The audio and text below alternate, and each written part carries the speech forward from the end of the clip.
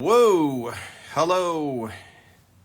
Hello, everybody. We're live Sunday, September 19th, 2021.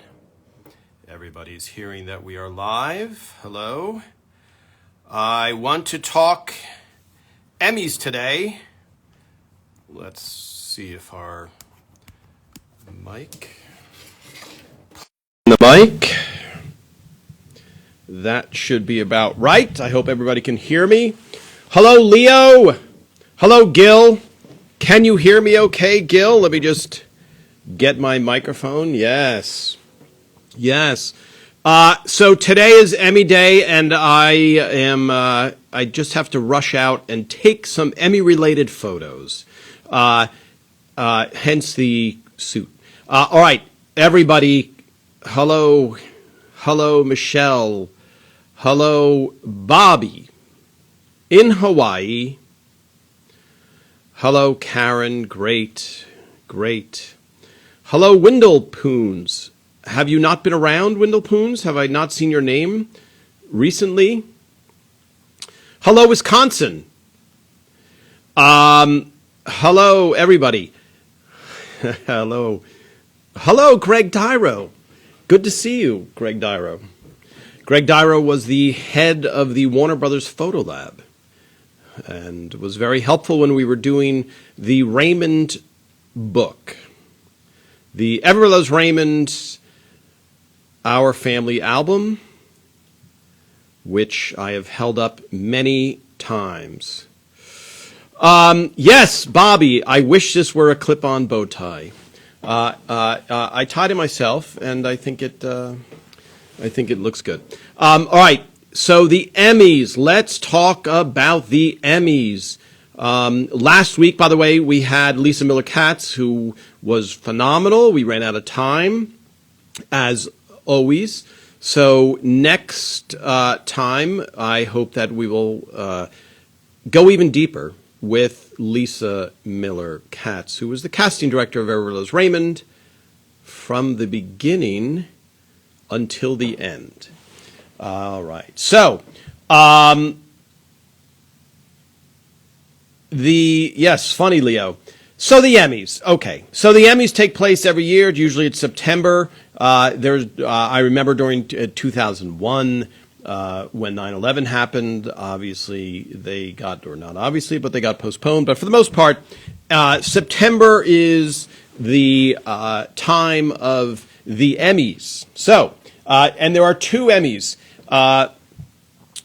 There are the Creative Arts Emmys, which take place usually about a week before, and they go all over they change sometimes. The Creative Arts Emmys are all of the Emmys that are too much, let's say, to fit into the prime time Emmy broadcast. Now, the Emmys are from the Academy of Television Arts and Sciences. It is an Emmy award.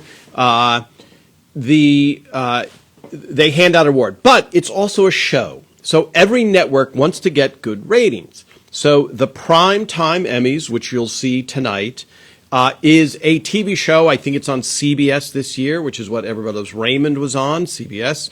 There were three main networks. There are three main networks, for those of you not familiar with American television. And so they want to make sure that it's as good of a show as possible for entertainment purposes. So the Creative Arts Emmys take place, let's just say, for argument's sake, a week before.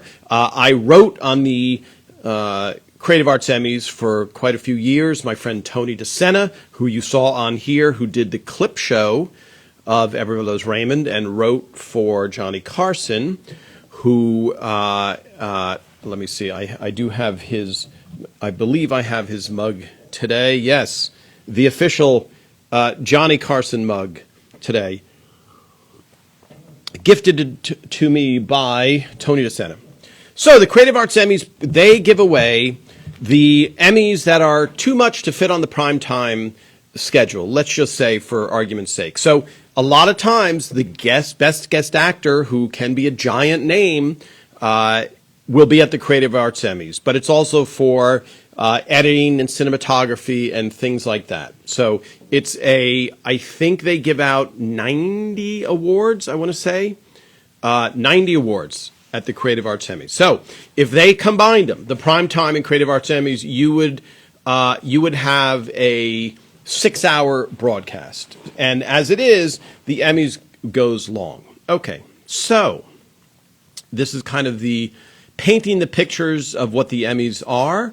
And like any awards, like the Oscars, they started out very small and then they became a big thing. And so big thing in that the industry pays attention to them, and then there's a lot of money that's involved. So if you have a show that all of a sudden wins the Emmy for Best Show, which Everybody Loves Raymond did twice, they won in 2003 and 2005. That can help the ratings tremendously. It does everything on the positive side. You also become if you're an actor and you win an Emmy, you are automatically an Emmy winner, and obviously across the board, it also counts. So, Everyone's Raymond, the beginning of the series was, I mentioned, because it was our 25th anniversary also, that the show was very low in the ratings. We were... At one point, I think we were 106 in the ratings, and there's only 110 shows maybe were on the air, or 120 shows were on the air. So the first season of Everybody's Raymond, there were no nominations. We were lucky to survive. And then I believe, and people can look this up, I believe the second year, I don't know that the show got any Emmy nominations. And so from my personal memory, the first Emmy nomination, the first thing was Patricia Heaton, I believe, was the first one to get nominated for an Emmy. And I know that there was a feeling in season 1 and season 2 that we will never get nominated for an Emmy, but that's okay because the show is a good quality, and it is what it is, and usually bigger names get recognized for shows. So it took a while, and so once the show did get nominated, then a lot of nominations came in, and I think the show was nominated for 69 Emmys, if I remember correctly, winning 15. But during our run, we were up against Frasier. So Frasier, if you guys aren't familiar, is a show with Kelsey Grammer. That was on the air, and that just won the Emmy every single year, and best guest actor, all that stuff. So we overlapped with Frasier, so that really hurt us Emmy-wise. And then Friends also was on the Emmys. Okay, so once again, this is Tom Cultibiano as a writer on Everybody's Raymond for all 9 years. I am not Ray. And I have to take some Emmy-related photos today. That's why I have to rush out of here, and I probably will be ending early. So, the first Emmys, let's see, I'm just scrolling through for questions. The first Emmys that we won was 2003. And at that point, the show, I think... that might have been season 7 of the show. It was whenever the baggage episode was. And for those of you watching, let me know when the baggage episode was. That was either season 6 or season 7. That was a killer year for the show and a killer year for Emmy wins. And the way the show, what happens during Emmy time is way before the nominations are announced, which is in July, each show makes a screener. So you can probably go on eBay and find the Everybody's Raymond Emmy screener, and one of those years, you'll recognize all of my photos were used for the back and the front cover. So Phil would pick what are our strongest episodes. What are our strongest episodes? So of the 22 or 26 that we made, let's pick 4 killer episodes that we love and put them into the screener, and then you send them out. So if you're in the Academy of Television Arts and Sciences, so if you're a member of ATAS, then you will be flooded with these DVDs. So That's why probably on eBay you can find screeners for almost every show. And it was great because at the time, this is way before Netflix or anything on demand, you would be like, oh, I'm going to see, I'm going to be able to catch up on some of these episodes. So you'd wait for those screeners. Okay, so thank you, Donnell. Baggage is season 7. So that was the year that we won the Emmy for Best Show first time. And the reason I know it was that year because Tucker Cawley won for writing the Baggage episode also. So in some of the photos you'll see Tucker has 2 Emmys. So that's the year that those were done. So a show sends out the screeners, and they pick their best episodes. Then the actor, so a lead actor picks one episode, and this has changed, but I know when Ray won his Emmy for acting, he picked one episode, and he went back and forth on that one, which is a whole nother story for another day. I think maybe guest actor can pick 2 episodes or 3, but something like that. So the show picks their best, they send out a screener, and all they really want is people to watch in the Academy, to watch that show, because you can't assume, you have to assume that some people don't see your series at all. So, and then the actors, of course, the actors know when their best performance was and what the best script was. And that's why you can find that a really good actor who has one good episode of a series might win Best Acting if you on a show that you might think, well, is this really the best series? No, but it's just the acting by that actor in that one specific episode. So, all right, let me go back and answer a few questions. That's 2003, because I want to talk about what it's like to go to the Emmys. All right. Thank you. Yes. Great. Scrolling down. So there was, yes, you still watch to this day. It never gets old. Great. On E! News about Phil nearly quitting over the casting of Deborah. Yeah. So sorry. The story of Deborah, just as a little segue, the CEO or the president of CBS had an idea in mind. And Phil quitting was more over the not being able to run the show, not being able to be the head writer of the show, which is not an abnormal thing for a network, because the network has millions of dollars running on a series. So they're taking a chance on the head guy.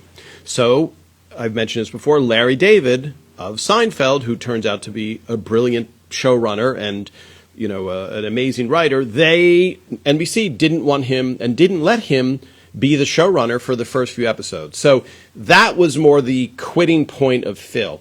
The casting of Deborah, there was a suggestion by the CEO or the president of CBS about another actress that he wanted.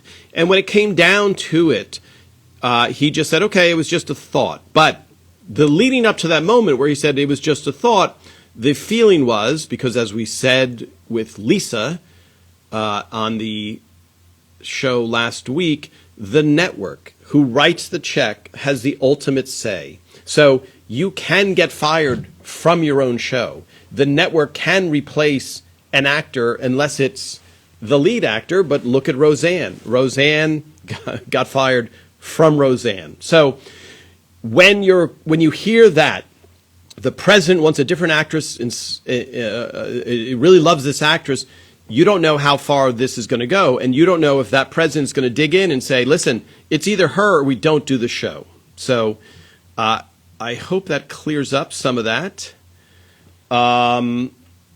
Let's see, and also I don't think Patty Heaton was in the running yet. I don't know if she was on the radar yet, because like Lisa said, it was like, oh yeah, Patty Heaton would be great. Yeah, so a screener is just a show, Karen. A screener is just a DVD. So here, this is not an Everybody's Raymond, but here is a DVD. You remember those. And so the screener is what they're, hey, let me have a screener. That's the term for just the show. And in our day of 2005, because now they're digitally accessible, but they would be sent out with this pack. I will dig one up for you guys. IFC has been running an ELR marathon since yesterday. Great. That's awesome. I did not know that. ELR, yay, okay. Just found the marathon. Wow. It must be a proud moment. Okay, so the episodes on IFC aren't edited like they are in TV land. Oh, that's great. So was there a billboard in town to announce the show Emmy nominations? I don't remember. If you're talking about Everose Raymond, I don't think there was a billboard. Yes, okay. Yes, Patty Heaton got better looking every year. Okay. That is somebody who likes Patty Heaton, and I would agree. All right, so here is what someone told me about the Emmys, which I never thought of until this person told me, which is when you go to the Emmys, you don't know, obviously, if you're going to win or not. So when you're waiting for the best comedy, which was in 2005, for example, you have to sit through the entire 3-hour broadcast, and you're sitting there waiting, not knowing if you're going to win or not. And usually, let's just say, usually you win. Very few shows are a shoo-in, where they know they're going to win, and nobody knows. It's a very tightly guarded secret. Now, you will hear, oh, this show is great this year, or you will hear this actress has a great episode they submitted. You do hear that scuttlebutt, but you never really know. Unlike the People's Choice Awards, which you kind of know. The People's Choice Awards, which I've also written on, is owned by Procter & Gamble, and it's more of a series, and it's, not as tightly guarded, I would say, as the Emmys. So, as a person going to the Emmys, you don't know whether you're going to win or lose, and when you're up for a best show, you don't find out till the very last minute. And if you lose, which we won twice, and I think it was maybe nominated 5 times, so that means 3 times, you get to the very end of the evening and you lost, and then you watch the other people go on stage and jump and celebrate and say, we're the best show, thank you very much. Which leads us to 2005. So, in 2005, the show ended. So we filmed our last episode in January of 2005. And if you remember, if you're in the United States, Desperate Housewives was a giant hit, a runaway hit. And it was so popular that they were talking about moving the night of the Oscars so it wouldn't compete against Desperate Housewives, which is fantastic for Desperate Housewives. So what happened in 2005, we got nominated, but the feeling by everybody was Desperate Housewives, which, there was some feeling like it's in the comedy category, and it's not really quite the comedy. It's more of a drama with comedy. But be that as it may, we were 100% convinced that there's no way we were going to win because, Everybody Loves Raymond, even at the height, there was no hype around Everybody Loves Raymond. And Phil said this in one of his acceptance speeches that, he got a note to make the show hip and edgy.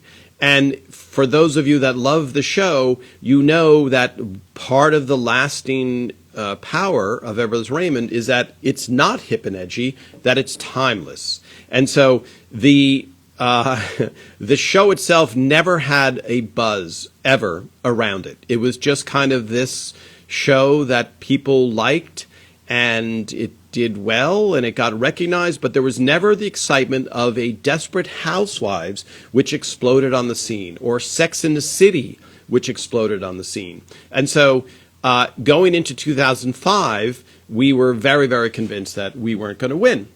Now, the night before the Emmys, we did a show in San Francisco. It was inside the writer's room of Everybody Loves Raymond, and it was most of the writers of Raymond in San Francisco doing this show. And on stage, we said, listen, we have the Emmys tomorrow. This was a Saturday night. The Emmys were on a Sunday. We have the Emmys tomorrow. You are either going to see us on stage or you're going to see us, not on stage and looking forlorn in the audience. And so the next day we go to the Emmys, and I don't remember if Brad won. I think, I know that we were sitting there going, let's get this over with, because the pain, and again, if you could go back and know which years you're going to win, you would enjoy the Emmys so much better. And the Emmys are great in that you're seeing all these people that you would never see in person, but it is long because there's a lot of categories and it's just long, a 3-hour show. And that's why it is a challenge. The ratings in the networks, it doesn't usually do well because not only for you at home, you're watching this entertainment, but it's a lot of inside industry, et cetera. So we sat there and they got to the Best Show award, the very last award, and they announced Everybody Loves Raymond as the best comedy. And it was the best feeling for us because we were already resigned to losing. So we ran on stage, and I think you can see I never was able to bring one of my larger cameras on. So I did bring this, my smaller camera. And so this photo that I took, that's, for those of you that watch the lives, this, I don't know if it's ever going to focus here. Let me just see. Well, yeah, it's not going to focus. Let's see if it focuses. Will it focus? That is Phil, that is Ray, Lou Schneider, and Tucker Cawley, who if you watch our ELR 360 Lives, they've all been on the show. Ray in the background from his house, Tucker, who wrote the Baggage episode, and Lou Schneider, who was on just recently with his wife. And so there we had such an excitement because we did win that it was the best feeling in the world. And here's the writers. I'm not going to show these because they're not focusing, but you can see them on Instagram. And then, of course, so Doris obviously won that year. That's my. I took that from my perspective in the audience. So that culminated. That was great. The bittersweet part was the show was off the air. So we were winning for the best series, and we were no longer on. And so in the old days, while the show was on the air, we usually had to go back to work the next morning. And I'll post some of those photos tomorrow because we would come to our desk, come to work, and at the table read, the actors would bring their Emmys in and proudly display them. And it was great. It was a great moment, and then it was right back to work again. So at the end of that 2005, I was working on a series that didn't go, but I came in the next day to work, and the showrunners were like, hey, can you bring your Emmy in? Because I've never seen an Emmy or held an Emmys, which I did the next day. All right, let me go back and answer some of your comments. Once again, this is Tom, Cultipiano, writer on Everest Raymond for all 9 years. And I am talking about the Emmys. The parties. Okay, yes. Great, Karen. Thank you for bringing that up. So when you're at the Emmys, after it ends, you go to something called a governor's ball. And I think that's the same thing for the Oscars. So the governor's ball is across the street from the Emmys. So recently the Emmys, I have to get this correct. So there's a Nokia Live Theater. There's a Shrine Auditorium. There's a few places where the Emmys would take place. And immediately after, there's a governor's ball. I don't know why it's called the governor's ball, but you would walk in, and it was the most amazing set. I'll post a couple of pictures. The most amazing setup for a party with a band, and I don't know how many people are there, 1,000, 2,000, and when you go in with your Emmy, you are able to afterwards also go to, from the Governor's Ball, any party that's being held, you can get in with your Emmy. So if you hold your Emmy, you could get into a party. Now, HBO would throw a party, and we were part of HBO, so we would go there, and I remember the Sex and the City girls were there, and the Sopranos actors were there. And so the Governor's Ball, you would have that, you ate dinner, you talked to a lot of people that you hadn't seen. I posted a couple of pictures. There's Emmys all over the table. And then after that Governor's Ball is when all the parties would go to, and there's usually an official one for us. HBO would throw an official party. And so you would go to that party. And of course, when you won, you felt great. And when you didn't win, you just wanted to go home. That was kind of how it would go. The ceremony lasts tonight, probably 3 hours is my guess. Let's see. Yes. TV. So Teresa, TV Land is awful with the editing. Yeah. So all that's about is the editing, when they shorten it, is just to sell more ads. So, and I don't think that, I think they randomly edit it, which means it's not Phil or Ray who's carefully crafted the story and going, okay, let's shave a little bit here, let's do that. They probably do some pretty rough editing. And so that's why a lot of times you're going to watch something that's edited and go, oh, that doesn't seem good, or that doesn't make sense, because chances are Phil and Ray had nothing to do with it, with that editing. Yes, scrolling, time is scrolling up. Where are my Emmys, Bobby? Yes, I have 2 Emmys. One is at my friend's bakery in Schenectady, New York, and the other is sitting at my business manager's office. So, how many Emmys do they give out for Best Show? Do they have a limit? And if so, how do they get distributed? Is it creators, writers, producers who gets them? Okay, great. Great question. So, when you win okay, when they say Best Show, everyone's Raymond, you'll see a bunch of people go on stage. And usually when you're watching home, you're like, who are all these people? And so the people you don't recognize are people like me, who's a writer behind the scenes, or producers, etc. So I think for Best Show, a producer and above gets an Emmy. So what happens is, when you go, so you win, for example, Phil takes the Emmy, he gives the speech, he walks off stage, and when he's going to walk off stage, they grab the Emmy from him. So someone runs over and takes that Emmy, because that's the Emmy that's going to be given out repeatedly throughout the night. Then, and I think I posted a picture of this, you go back into a room, and there's just a desk, a table there, and you sign in, you sign up, and you get an Emmy issued to you. So let me just see if I have a picture of that. Yes, so this is not exactly it, but it's kind of like that. That's Brad and Ray. They're actually being interviewed, and you can see Doris's head in there. All these pictures are on Instagram.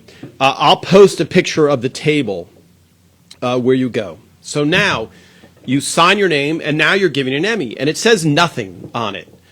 And what happens is they ship you a band. So the metal band, and I'll bring my Emmy on here one of these days. They ship you a band, so you get a box, let's say a month later, with a black engraved band that says, Best Comedy, Everyone's Raymond, and your name on it. And then you disassemble the Emmy. There's a nut on the bottom. You disassemble it. You take off the black one, and you put the one with your name on there. And so you do walk around with an Emmy that night. Is Ray going to the Emmys? Ray is not going to the Emmys. Let's see. Great. Did Marco kill Nemo? That's a good question. It was deliberately left ambiguous. So I don't know that the truth was. So the real truth was the actor who played Nemo was no longer able to play Nemo. So even if we didn't write it into the story, he wouldn't have been around much longer. Nemo, who was named after Ray's dog. Great. Okay, Princess Christine, Sex and the City, Desperate Housewives. These are all shows I used to love, but the only show I still watch and love is ELR.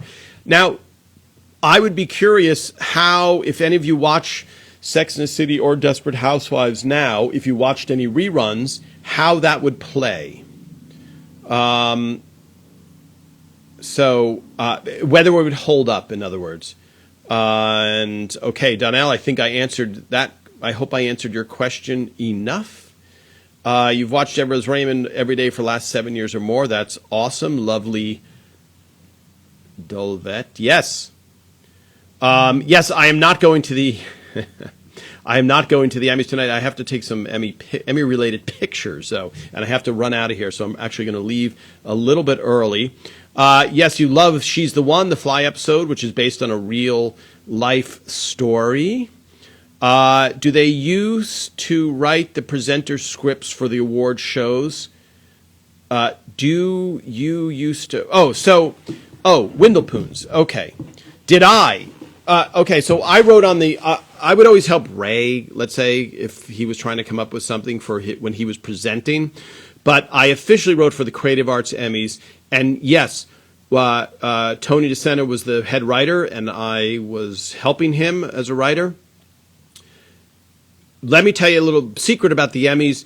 Everything is written beforehand, and a lot of people, and this is what I learned, and I was spoiled by Ray and Patty, a lot of the banter. So when you watch the Emmys and you go, oh my goodness, this banter is so bad, or these jokes are so bad, a lot of times the people don't want to do the material or decided they're going to try and change the material, or they're not necessarily comedians or comic actors. So you have a lot of drama people who are not so good at delivering jokes.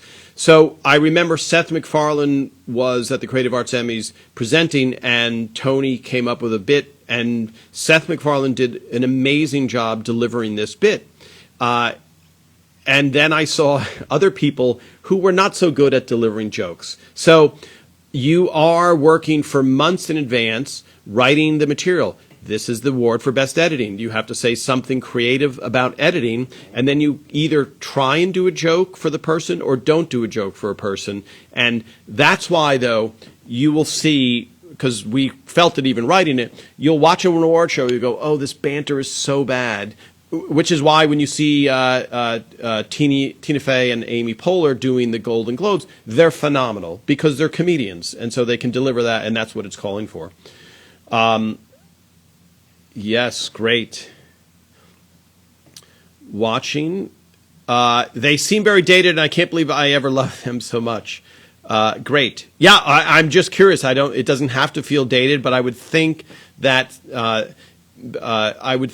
they might feel dated, but I don't know. I haven't really seen many episodes of either of those.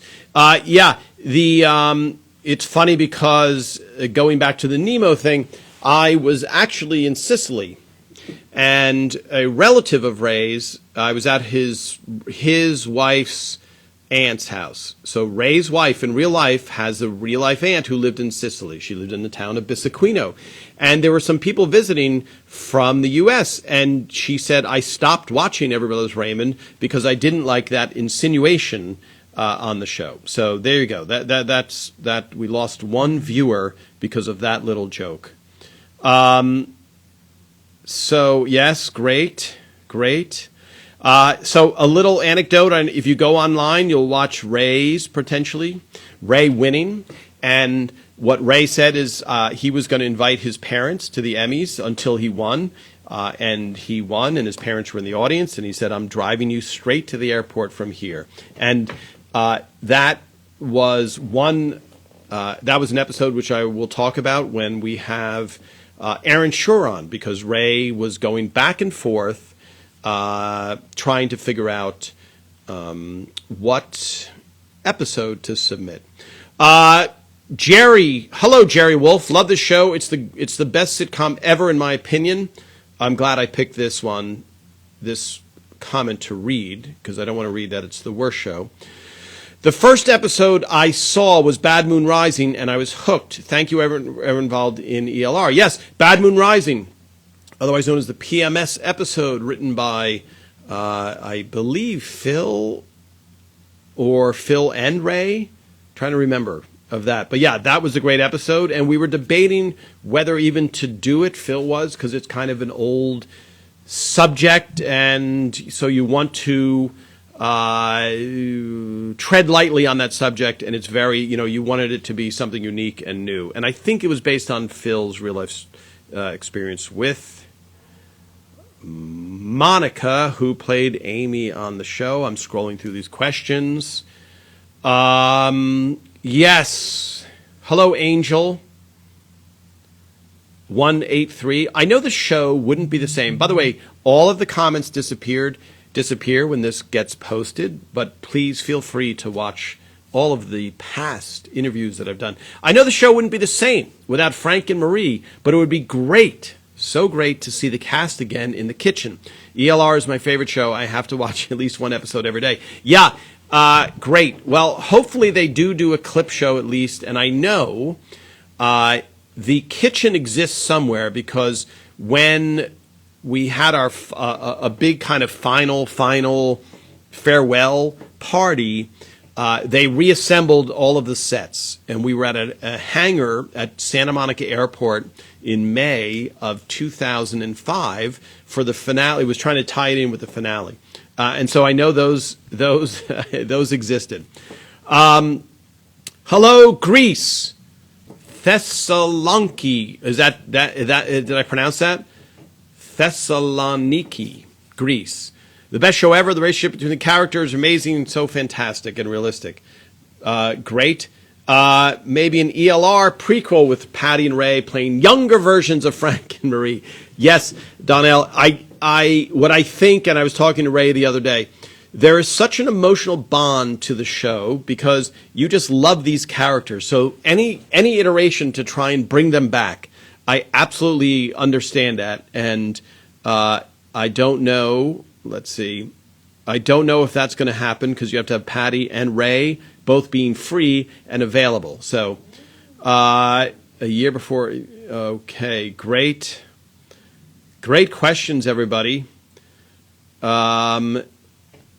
Yes. So then the after parties would go until dawn, some of them, but we generally didn't stay out because we had to go to work the next day. And you would see, and I'll post some of these pictures, at the table read, People's Emmys. Let's see,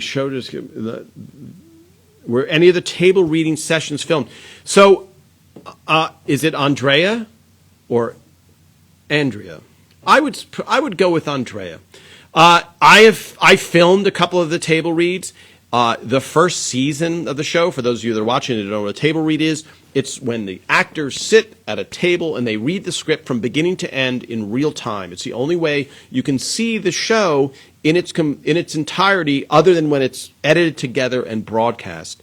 So, for the beginning of the series, because David Letterman's company produced the show, they would send a satellite feed back to New York to Letterman's office. Now, I don't think David Letterman was watching. I think his people were watching, and we would get notes. Now, I don't know if those were filmed, and I've mentioned it before. That would be such a find if there were copies of those table reads. Now, I think I filmed the Young Girl episode maybe, and I know I filmed the season 1 finale, which Ray and I wrote, called Why Are We Here?, where Deborah's pregnant, and we find out that she insisted on moving across the street from the Barones. Yes. Whenever my parents bicker, I think this would make such a good TV episode like Frank and Marie. That is the positive side of bickering, is it could make a good episode of Everybody Loves Raymond. All right, final questions, everybody, because I have to skedaddle. I don't think that's a word that people use anymore, but I'm going to use it. And of course, hello, Mike After Coffee. Hello from Burbank. Yes, beautiful Burbank. How frequently do I rewatch ELR? So I watch a lot of clips I noticed online or before we're going to talk about an episode here on ELR 360 Live. I will watch the episode in its entirety, and I'll break out the script. And I know somebody also had a question during the week, and I'll write an answer, but the question was they didn't remember Frank saying something about, I'm going to get a Camaro. Now, and the question was, hey, I don't remember that line. Did they ever put out two different versions of the show? And no, they never put out two different versions of the show. It's a legitimate question, but to put out a broadcast quality show, everything has to go, they have to cut it, they have to edit it, then they send it out, then they send it out for color correction, then there's a final sound mix. There's all these steps to produce the final as broadcast episode. So they don't go, let's try this joke here, let's try it here. Now, Phil and Ray in editing will be like, okay, let's see how this joke lives, and maybe can we put out that iteration. They'll put out a rough copy. It's not color coordinated. It has time code on it. It's a very sloppy thing, but they might go, oh, that joke didn't work. We screened it for a couple of people. Let me put the other joke back in. So other than that, it's not like, oh, you guys saw an episode in the east side of the country, and then on the West Coast, there was a different type of thing. So, all right. Final questions before I take off, and really great. Thank you so much, everybody, for watching in the week. If I don't answer your question writing, I will try and ask them during a live thing, during an ELR Live. And also, don't forget, any questions that you have that about something that I've talked about or something in the past, don't forget to do it. And all right. Thank you so much. And then also, I didn't want to show a script because I knew it was a little pressed for time. But next time I don't have a guest, I will show the pictures that have never been before seen of the wardrobe department. Everybody Loves Raymond scripts. All right. Thank you so much. Goodbye, everybody. I will see you again next week.